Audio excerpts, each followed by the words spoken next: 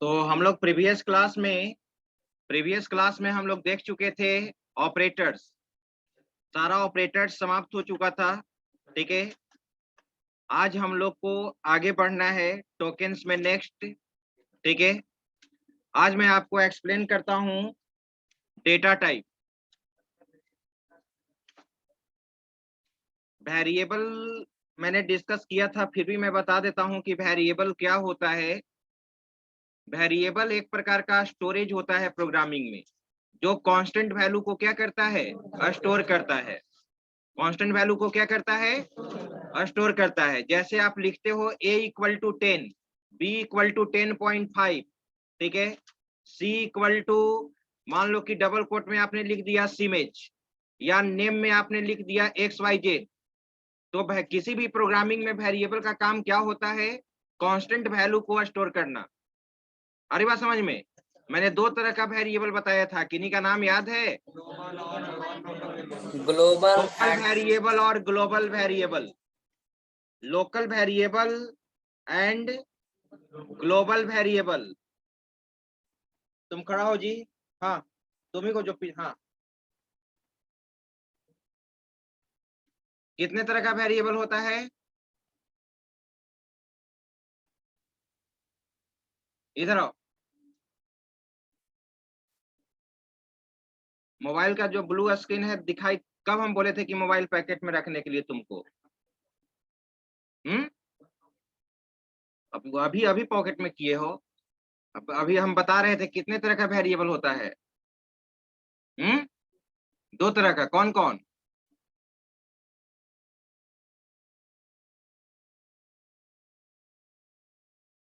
नाम सुनना चाहिए था ना। चलो बैठो।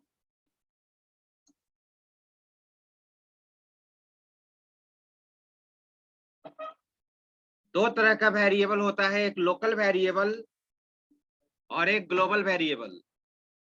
लोकल वेरिएबल, लोकल का मतलब लोकल आप ऑलरेडी समझते हैं, और ग्लोबल का मतलब ग्लोबल आप ऑलरेडी समझते हैं। लोकल लोकल एक्सेसिबिलिटी को रिप्रेजेंट करता है और ग्लोबल ग्लोबल एक्सेसिबिलिटी को रिप्रेजेंट करता है। प्रोग्रामिंग में जब हम फंक्शन स्टार्ट करेंगे तो जो वेरिएबल फंक्शन के अंदर डिक्लेयर होगा उसको लोकल वेरिएबल कहते हैं, और वो लोकल वेरिएबल उसी फंक्शन के अंदर एक्सेस होगा, आउटसाइड फंक्शन एक्सेस नहीं होगा। अब हमारे सीएम जो है नीतीश कुमार, बस बिहार का ही ना सीएम है, ठीक है, पूरे कंट्री को तो कंट्रोल नहीं कर सकते हैं, बिहार को ही कंट्रोल कर सकते हैं। तो इनका एक्सेसिंग क्या है, लोकल है ना। और जो पीएम है नरेंद्र मोदी, ठीक है, वो क्या है, ग्लोबल, पूरे कंट्री को कंट्रोल कर रहे हैं ना, हैंडल कर रहे हैं, उसको कहेंगे ग्लोबल। आ रही बात समझ में।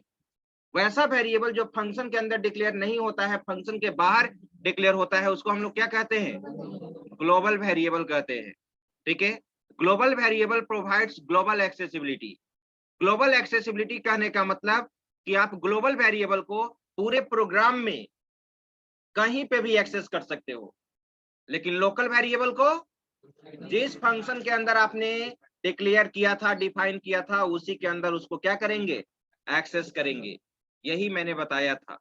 आ रही बात समझ में। ठीक है, और मैंने, या कोई एक स्टूडेंट मुझे पर्सनल मैसेज किया था कि सर मैं बाद में इस ग्रुप में ऐड हुआ हूँ, ठीक है, फिर से नोट्स भेज दीजिए। सी का मैंने नोट्स फिर से भेज दिया था, भेजा था ना ग्रुप में, ठीक है। यानी जहां तक क्लास ऑपरेटर तक क्लास फिनिश है, वो ऑपरेटर तक, ठीक है, आपके सीनियर का पढ़ाया, सीनियर को जो मैंने पढ़ाया था वो नोट्स है, ठीक है, वहां तक आपको ऑलरेडी पढ़ाई हो चुकी है। ठीक है, अब यहाँ पे मैं आज मैं यहाँ पे आपका इंटरनल एग्जाम कब से स्टार्ट हो रहा है, 16 से, ठीक है, 16 से। आज कितना तारीख हो गया, आज 11 है, ठीक है। फिर आपका, यानी आज तक जो भी क्लास में हम डिस्कस करेंगे, केवल आज तक, आज के क्लास में जो भी डिस्कस होगा वहीं तक आपके एग्जाम में क्वेश्चंस होंगे, राइट। अब इसके बाद अगर एक क्लास हो, ठीक है, उस क्लास का नहीं, ठीक है, तो यानी जो भी आज क्लास में डिस्कशन होगा वहीं तक क्वेश्चन होगा, ठीक है। और डेटा टाइप तक और ऑपरेटर्स तक मैं सारा नोट्स मैंने आपको भेज दिया है, ठीक है। वीडियो भी प्रीवियस क्लास का वीडियो अपलोड नहीं हुआ है, मैं आज वीडियो अपलोड करके फिर उसको भेज दूंगा, ठीक है। चलिए, और प्रीवियस क्लास में ही मैंने आपको क्वेश्चन का पैटर्न भी बताया था। आइए तो आज स्टार्ट करते हैं हम लोग डेटा टाइप। डेटा टाइप, नाम से पता चलता है कि डेटा का टाइप क्या होगा। नाम से पता चलता है कि डेटा का टाइप क्या होगा, ठीक है। जैसे अगर आप ही का रिकॉर्ड है, स्टूडेंट का ही रिकॉर्ड हम ले लेते हैं, जैसे रोल नंबर, नेम, कोर्स, फी, ईमेल आईडी, मोबाइल, आधार नंबर, तो डेटा के अनुसार देखना होगा कि ये किस तरह का वैल्यू ये रखेगा। आ रही बात समझ में? अब जैसे सैलरी, अगर एम्प्लॉय के सैलरी है तो सैलरी क्या होना चाहिए? Numerical value. ये स्टूडेंट का फी है तो फी क्या होना चाहिए? Numerical value. और तुम ये भी जानते हो कि numerical value can be classified into two parts, one is called integer and second is called real. Real value जिसमें डेसिमल पॉइंट होता है, तो सैलरी में डेसिमल पॉइंट में आ सकता है ना वैल्यू, फी में भी डेसिमल पॉइंट में आ सकता है ना, किसी प्रोडक्ट का प्राइस डेसिमल पॉइंट में आ सकता है ना, ठीक है। तो अगर कोई कहे कि मुझे केवल इंटीजर टाइप के वैल्यू को स्टोर करना है, कोई कहे कि मुझे रियल टाइप के वैल्यू को स्टोर करना है, कोई कहे कि मुझे कैरेक्टर टाइप के वैल्यू को स्टोर करना है, कोई कहे कि मुझे स्ट्रिंग टाइप के वैल्यू को स्टोर करना है, तो ये क्या रिप्रेजेंट करेगा? Data type.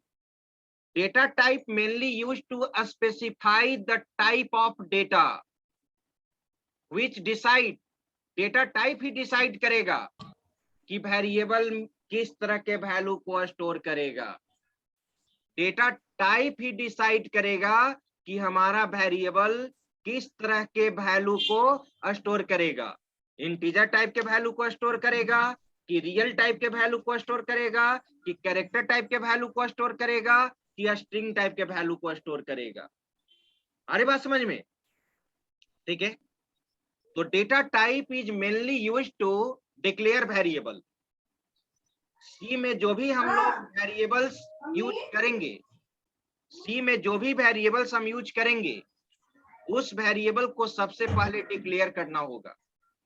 जब तक उस वेरिएबल को हम डिक्लेयर नहीं करेंगे तब तक प्रोग्राम।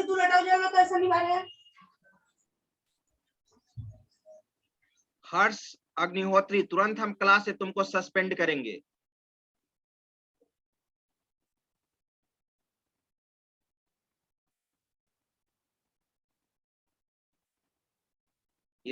ये लास्ट वार्निंग है किसी भी स्टूडेंट के लिए।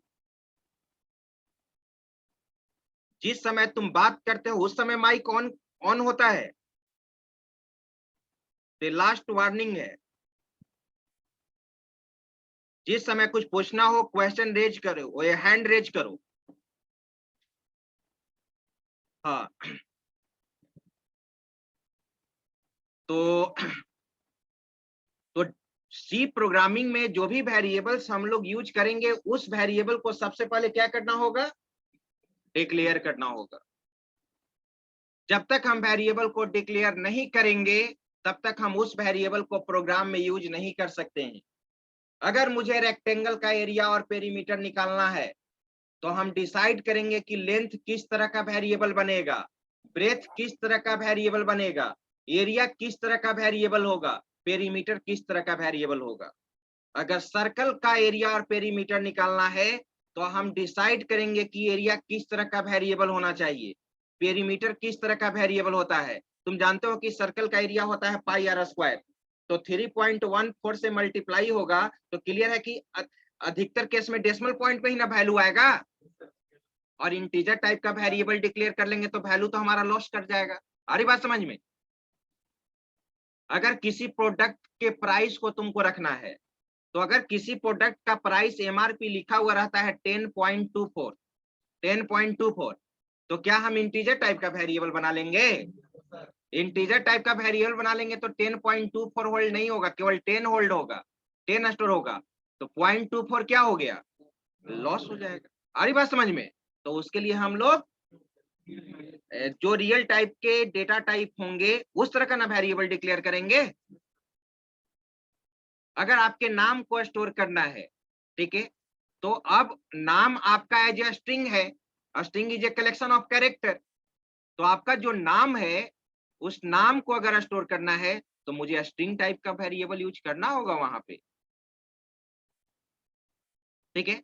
अगर कैरेक्टर आपका कोई ग्रेड है, आप ए ग्रेड में हो कि बी ग्रेड में हो या सी ग्रेड में हो, या किसी भी कंपनी में आप काम करते हो, ठीक है, प्राइवेट सेक्टर हो या पब्लिक, प्राइवेट सेक्टर या पब्लिक सेक्टर हो, तो एम्प्लॉय का ग्रेडिंग होता है कि ग्रेड ए में है आपकी ग्रेड बी में है, तो एक कैरेक्टर है ना, तो कैरेक्टर टाइप के वैल्यू को स्टोर करना होगा। तो डेटा टाइप ही प्रोग्रामिंग में डिसाइड करता है कि वो जो वेरिएबल हम प्रोग्राम में यूज करेंगे वो वेरिएबल किस तरह के वैल्यू को होल्ड करेगा। क्लियर है? चलिए अब मैं यहाँ पे डिफिनेशन लिखवा रहा हूँ।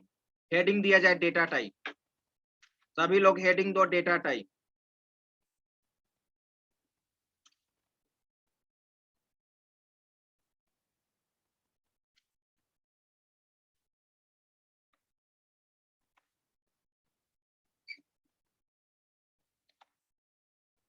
डेटा टाइप का first point,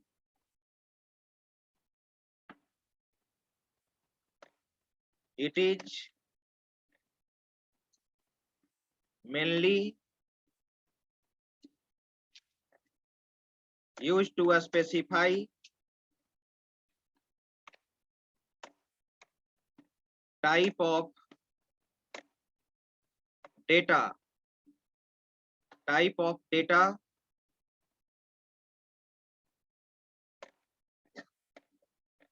which is used to declare variable। दूसरा पॉइंट,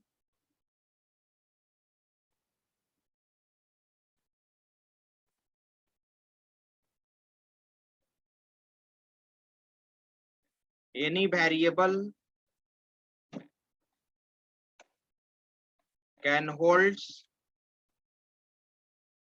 या store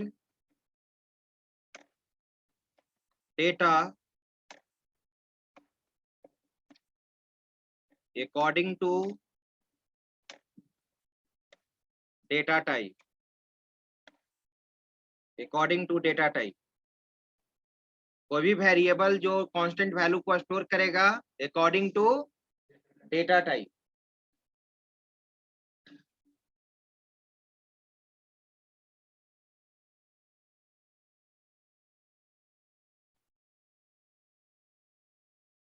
for example,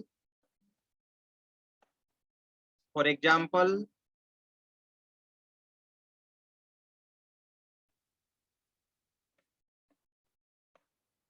for example में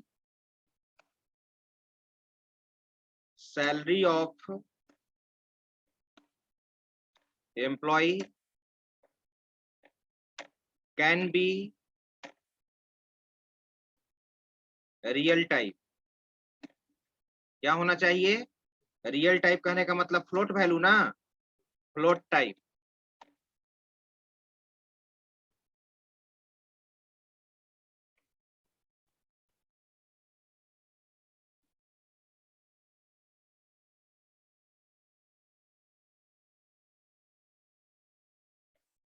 grade of employ can be character type.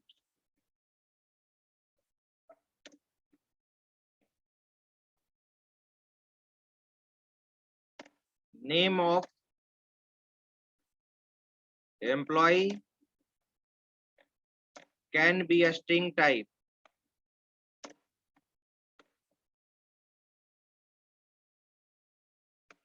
अब इसके बाद हम लोग को देखना है टाइप्स ऑफ डेटा टाइप। कोई पूछ सकता है, अब इसके बाद हेडिंग देना है हम लोग को types of data type.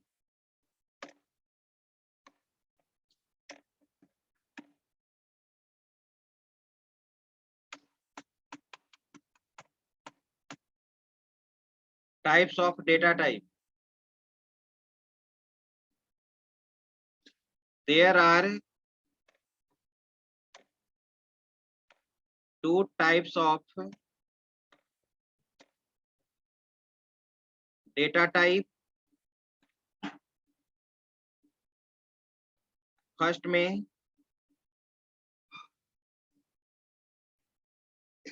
Pre defined data type,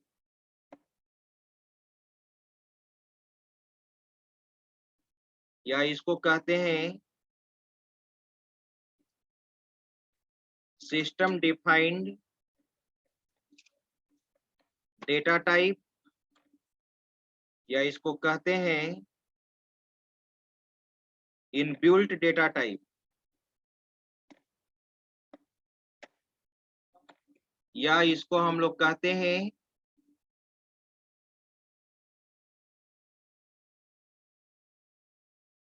inbuilt data type हो गया, या इसको कहते हैं प्रिमिटिव डेटा टाइप।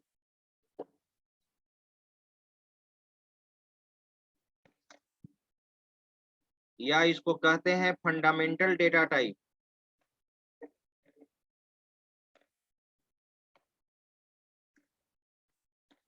या इसको कहते हैं बेसिक डेटा टाइप। अगर कोई भी अगर आपसे बात करे कि प्री डिफाइंड डेटा टाइप या सिस्टम डिफाइंड डेटा टाइप या इनबिल्ट डेटा टाइप या प्रिमिटिव डेटा टाइप या फंडामेंटल डेटा टाइप या बेसिक डेटा टाइप, तो उस डेटा टाइप का बात किया जा रहा है जो प्रोग्रामिंग लैंग्वेज में पहले से डिफाइन है। प्रोग्रामिंग लैंग्वेज में पहले से जो डिफाइंड डेटा टाइप है उसी को हम लोग क्या कहते हैं, प्री डिफाइंड डेटा टाइप। ठीक है, हर प्रोग्रामिंग लैंग्वेज में पहले से कुछ ना कुछ प्री डिफाइंड डेटा टाइप है।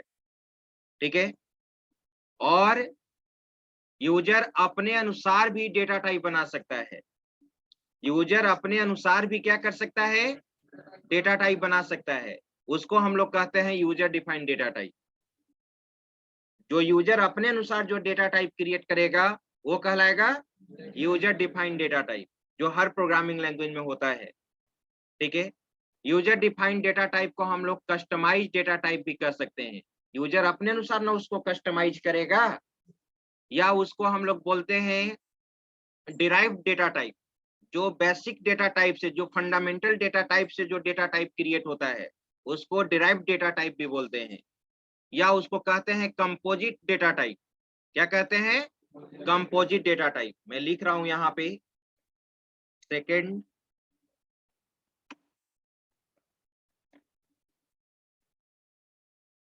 यूजर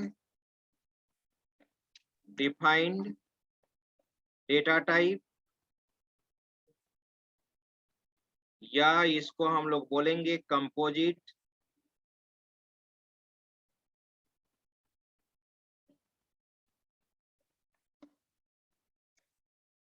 या फिर इसको बोलेंगे drive data type.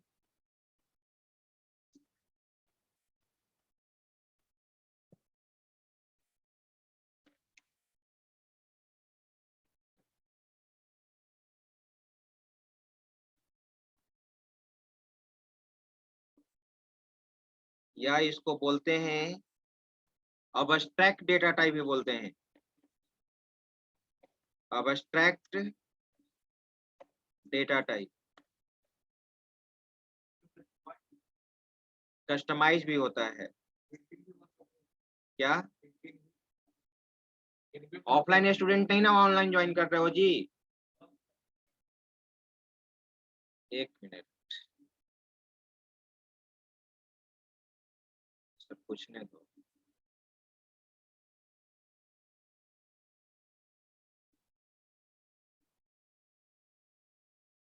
Vineet Kumar, class join करने का कितने बजे टाइम है? विनीत कुमार,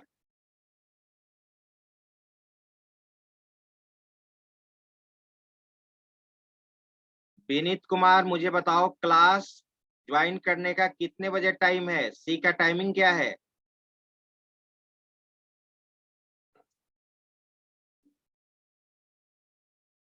विनीत कुमार, आवाज मिल रही है?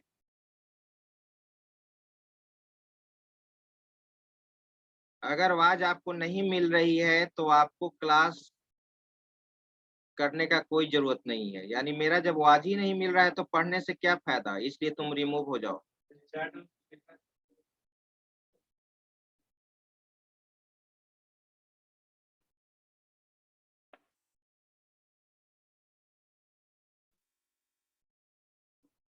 तुम रीजन बताओ मुझे, लेट से क्यों ज्वाइन किया?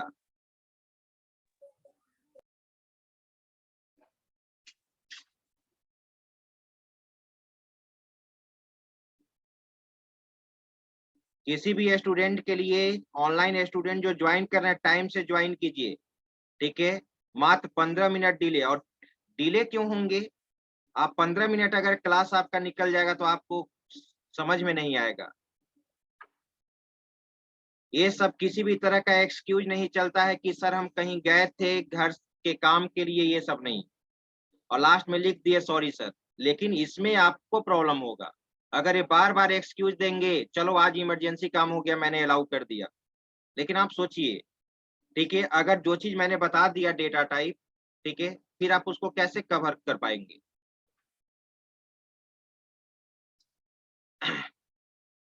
लिख लिए यहां तक?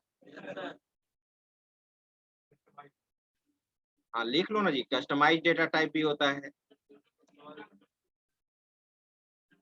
क्या अभी हम कुछ बोले? अभी तो हम केवल नाम लिखे हैं जी। अभी तो अभी तो केवल नाम न लिखे हैं। टाइप क्या बता दिए? प्री डिफाइंड डेटा टाइप और कस्टमाइज डेटा टाइप क्या क्या होता है, क्या क्या एग्जाम्पल होता है?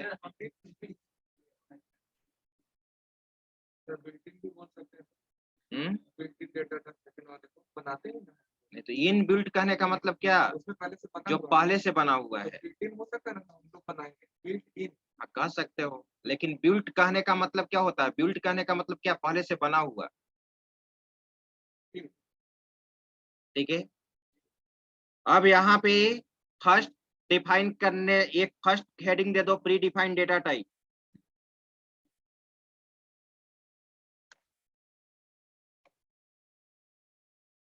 प्री डिफाइंड डेटा टाइप लिखो इसके बारे में। Those data types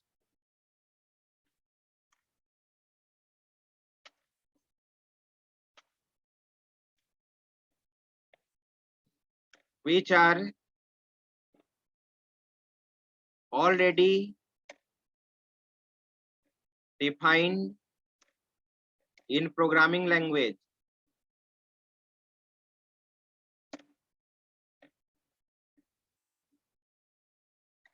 called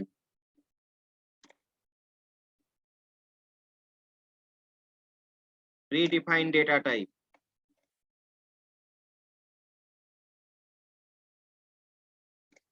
C and C plus plus में 4 ही प्री डिफाइंड डेटा टाइप होता है।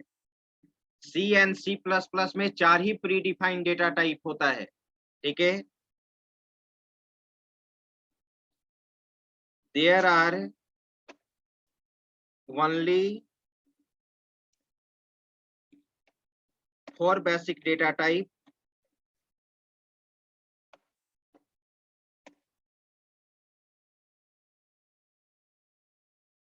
फर्स्ट में इंट डेटा टाइप,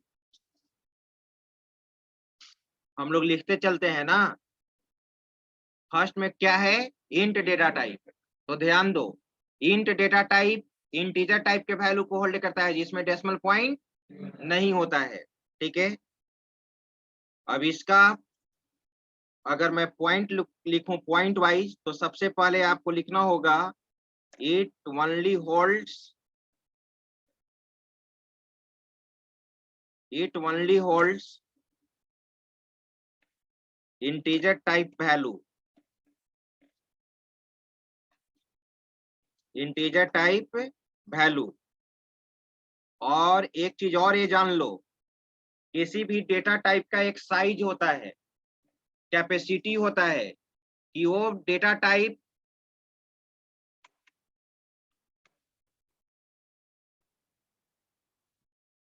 किसी भी डेटा टाइप का एक साइज होता है कि वो डेटा टाइप, ठीक है, किसी भी वैल्यू को उसका रेंज यानी कहाँ तक के वैल्यू को स्टोर करेगा।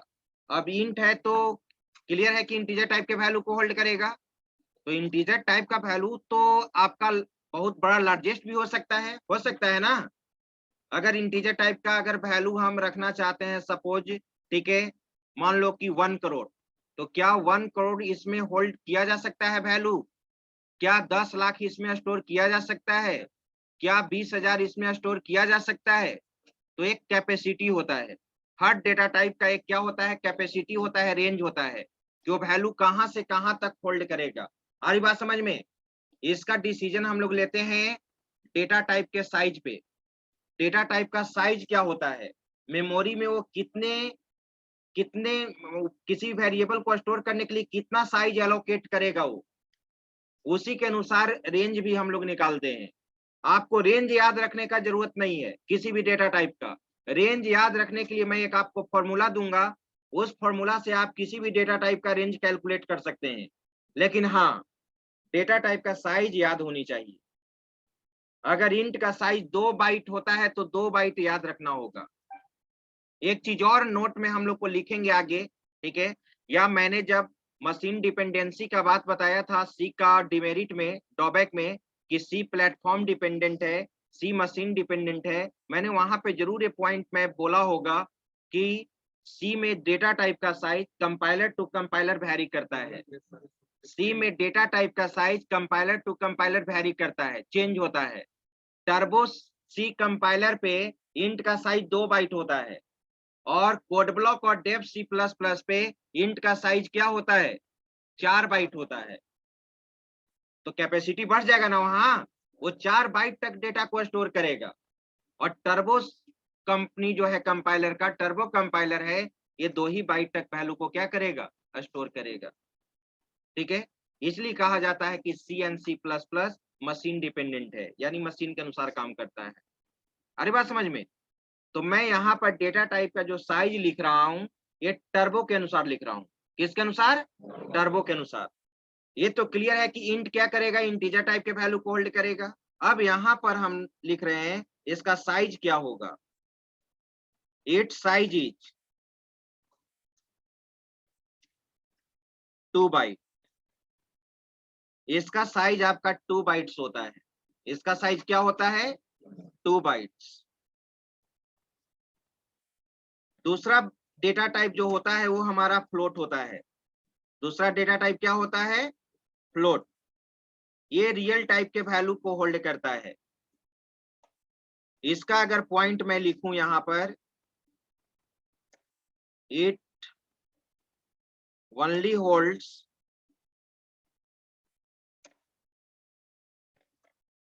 Real type value. ये रियल टाइप वैल्यू को क्या करेगा? होल्ड करेगा।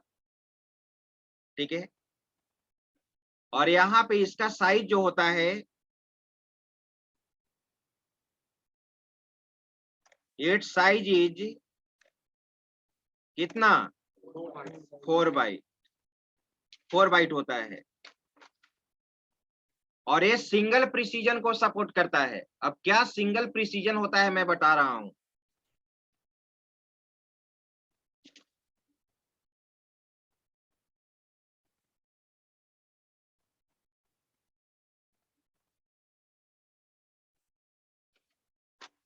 It supports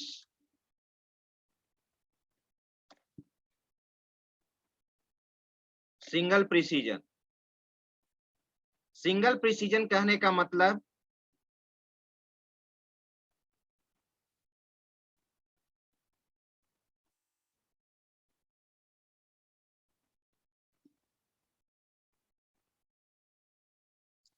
fractional digit, fractional digit up to 6। Fractional digit up to 6, यानी फ्रैक्शनल डिजिट आप समझते हो ना, जैसे मान लो कि 10.5648 9, यानी डेसिमल पॉइंट के बाद जो जितना भी डिजिट होगा मैक्सिमम कहां तक जा सकता है, 6 तक जा सकता है। एग्जाम्पल में जैसे मैं आपको लिख रहा हूं यहाँ पर, एग्जाम्पल से आपको बिल्कुल समझ में आ जाएगा। अगर मैंने लिखा 345.567800, कितना डिजिट है, डेसिमल पॉइंट के बाद कितना डिजिट है, 6। क्या यहाँ पर फिर एक और जीरो हो सकता है, नहीं। मैक्सिमम कितना फ्रैक्शनल डिजिट रहेगा, 6 डिजिट। आ रही बात समझ में। अगर अब प्रश्न उठता है कि 6 डिजिट से अगर ज्यादा रखना हो तब, वेरी गुड, तब कौन सा डेटा टाइप यूज करना होगा, डबल डेटा टाइप यूज करना होगा। 1 मिनट यहां सभी लोग ध्यान देंगे। रियल टाइप के वैल्यू को स्टोर करने के लिए सी एंड सी प्लस प्लस में 2 डेटा टाइप यूज होता है। रियल टाइप किसको कहते हैं, जिसमें डेसिमल पॉइंट हो। रियल टाइप के वैल्यू को स्टोर करने के लिए दो डेटा टाइप यूज होता है। एक आपका होता है फ्लोट डेटा टाइप और एक होता है डबल डेटा टाइप। ठीक है, फ्लोट से साइज, डबल डेटा टाइप का साइज क्या होता है, ज्यादा होता है। अगर लार्ज अमाउंट में रियल टाइप के वैल्यू को स्टोर करना है तो फ्लोट से आप नहीं कर सकते हैं। तो कौन सा डेटा टाइप यूज कर लेंगे, डबल यूज कर लेंगे। कौन सा डेटा टाइप यूज कर लोगे, डबल डेटा टाइप यूज कर लोगे। और double data type single precision नहीं सपोर्ट करके वो डबल प्रिसीजन को सपोर्ट करता है। मैक्सिमम 15 डिजिट अलाउ है। मैक्सिमम कितना डिजिट, 15 डिजिट फ्रैक्शनल पार्ट हो सकता है। डेसिमल पॉइंट के बाद मैक्सिमम कितना digit, 15, that is called double precision. आ रही बात समझ में। तो कोई भी पूछेगा कि फ्लोट और डबल डेटा टाइप किस तरह के वैल्यू को होल्ड करता है, रियल टाइप का। फिर तुमसे पूछा जाएगा what is difference between float and double data type.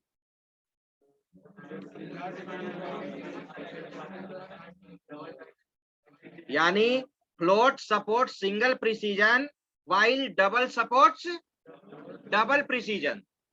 और दूसरा क्या, फ्लोट का साइज 4 बाइट होता है और डबल का साइज 8 बाइट होता है ना। यही 2 डिफरेंस है। अब वो चीज मैं लिख रहा हूं यहाँ पे। थर्ड जो डेटा टाइप है हमारा वो क्या है, double.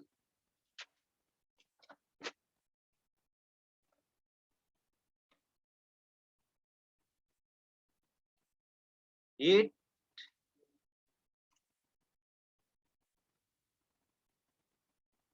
Holds real type value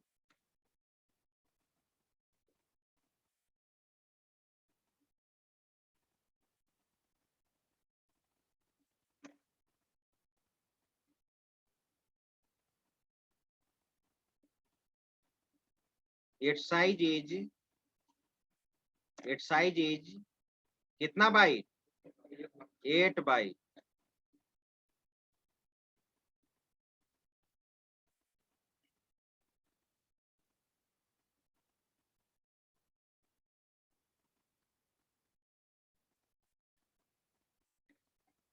it supports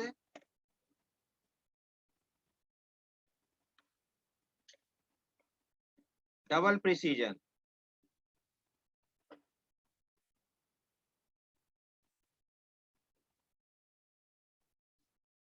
allowed maximum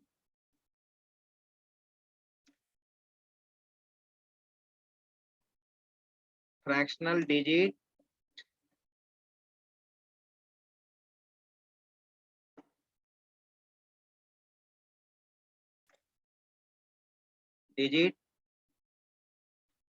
up to कितना, 15। ये चीज याद रखिएगा। दोनों में सिमिलरिटीज क्या है, फ्लोट एंड डबल में दोनों में सिमिलरिटीज क्या है, रियल टाइप के वैल्यू को क्या करता है, स्टोर करता है। चलिए, आप ये दोनों डेटा टाइप आपने देखा, 3 डेटा टाइप आपने देख लिया। अब हम लोग चलते हैं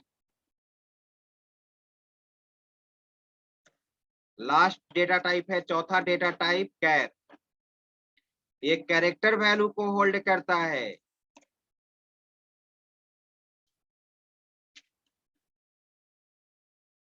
इट होल्ड्स कैरेक्टर वैल्यू, एक कैरेक्टर वैल्यू को होल्ड करता है।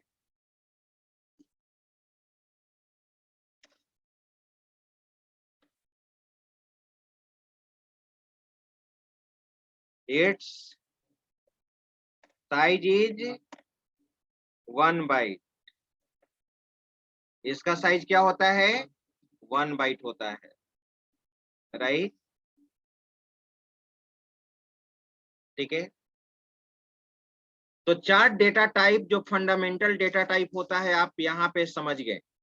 ठीक है, चारों डेटा टाइप को हम यूज करेंगे, लेकिन इसके बाद जो हम लोग पढ़ेंगे 4 डेटा टाइप मॉडिफायर होता है।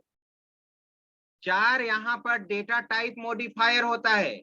डेटा टाइप मॉडिफायर नाम से पता चलता है कि ये डेटा टाइप को मॉडिफाई कर देगा, कुछ चेंज कर देगा।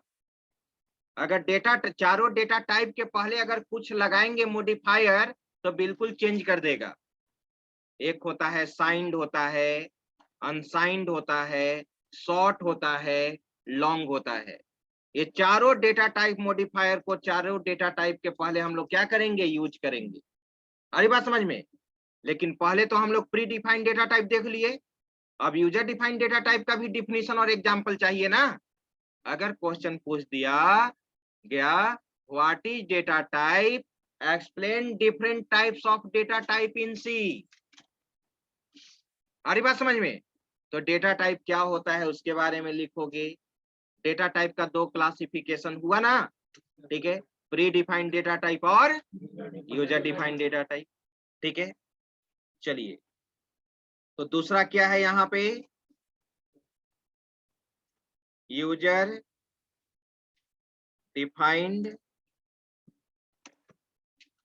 Data type. ठीक है, those data types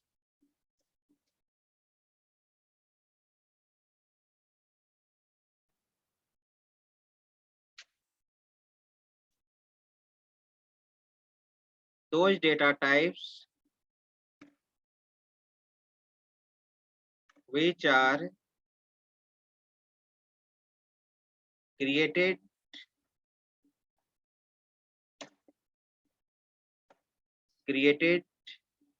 which are created with the help of user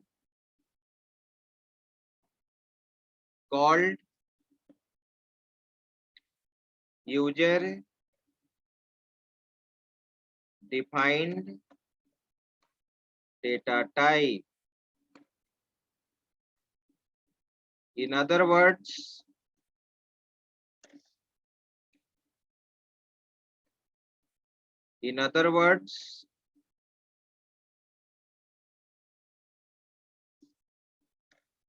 it must be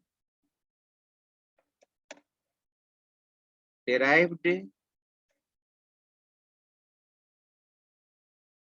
using predefined data type.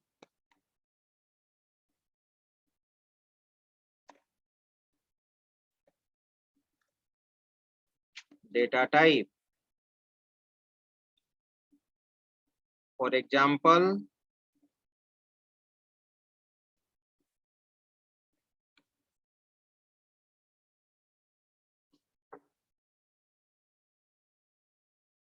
आगे हम लोग ये चैप्टर पढ़ेंगे अरे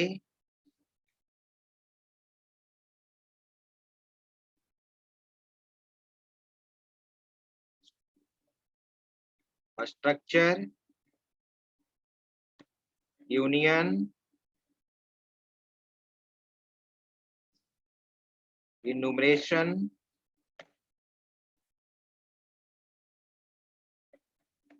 क्लास, etc।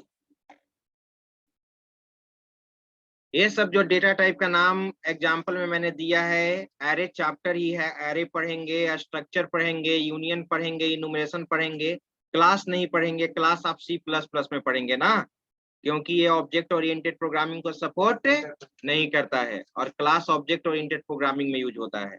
लेकिन ये सब सारा क्या है, यूजर डिफाइंड डेटा टाइप।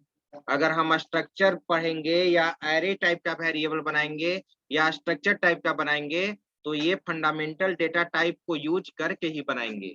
और कौन इसको क्रिएट करेगा, यूजर क्रिएट करेगा। जैसा यूजर को रिक्वायरमेंट होगा उसके अनुसार ना कस्टमाइज करेगा, ठीक है। तो that is called user defined data type. यहां तक किन्हीं को कोई दिक्कत, आप समझ गए डेटा टाइप क्या होता है, डेटा टाइप का क्या क्लासिफिकेशन है। अब हम लोग को जो देखना है वो देखना है data type modifier.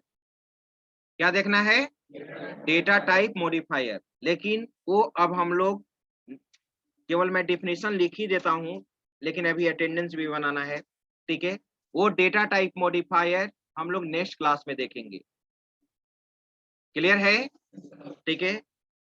Online students भी लिख लिए होंगे, नहीं तो आप स्क्रीनशॉट ले सकते हैं। Online students, only online students,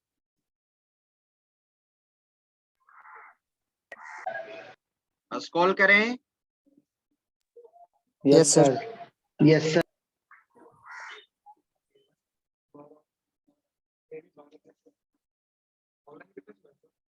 बता रहे हैं, लो स्क्रीनशॉट।